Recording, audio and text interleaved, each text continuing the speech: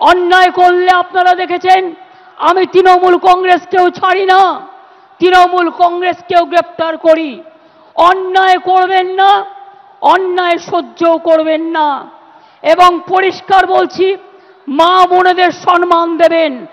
আরো বেশি করে সংখ্যালঘু, schedule caste, schedule tribe, OBC এবং আমাদের হিন্দু, মুসলিম, শিখ, ইসাই সবাইকে সাথে নিয়ে একসাথে বাঁচতে হবে।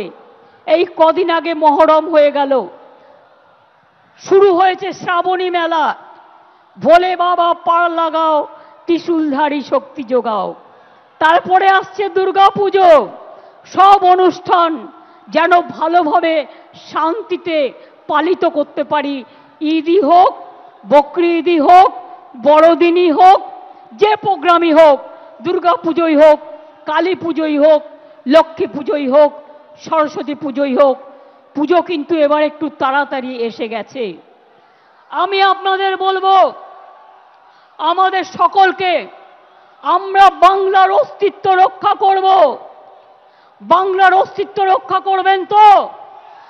বাংলাই কিন্তু দেশের অস্তিত্ব রক্ষা করবে। তার কারণ বাংলা ছাড়া দেশ চলতে পারে না। মনে রাখবেন, জাতীয় সঙ্গীত কার লেখা? রবীন্দ্রনাথ ঠাকুর। তার জন্মভিটা কোথায়? বাংলায়। এই মাটি জাতীয় সঙ্গীতের হোতা। মনে রাখবেন, নেতাজি সুভাষচন্দ্র বোসের জয় হিন্দ স্লোগান বাংলাকে স্বাধীনতা যুদ্ধে তোমরা আমাদের রক্ত দাও, আমি দেব স্বাধীনতা, দেশকে এগিয়ে দিয়েছিল। বন্দে মাতরম দেশকে বন্দনা করার স্লোগান কার? বঙ্কিমচন্দ্র চট্টোপাধ্যায়। তার বাড়িটাও বাংলায়। মনে রাখবেন, আমাদের গান্ধীজি গুজরাটের মানুষ হলেও তিনি জীবনের অধিকাংশ সময় কাটিয়েছেন বাংলায়। এটা কখনো ভুলে যাবেন না।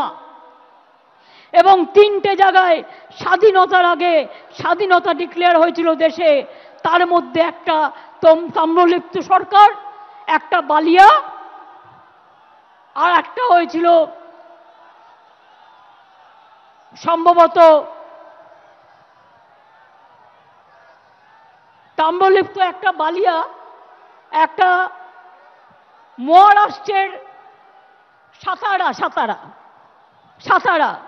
কাজে বাংলা ছাড়া স্বাধীনতা আসতো না, বাংলা ছাড়া নবজাগরণ হতো না, বাংলা ছাড়া সতীদাহ প্রথা নিবারণ হতো না, বাংলা ছাড়া বিধবা বিবাহ চালু হতো না, বাংলা ছাড়া বাল্য বিবাহ বন্ধ হতো না, বাংলা ছাড়া বর্ণ পরিচয় কোথায় পাবেন?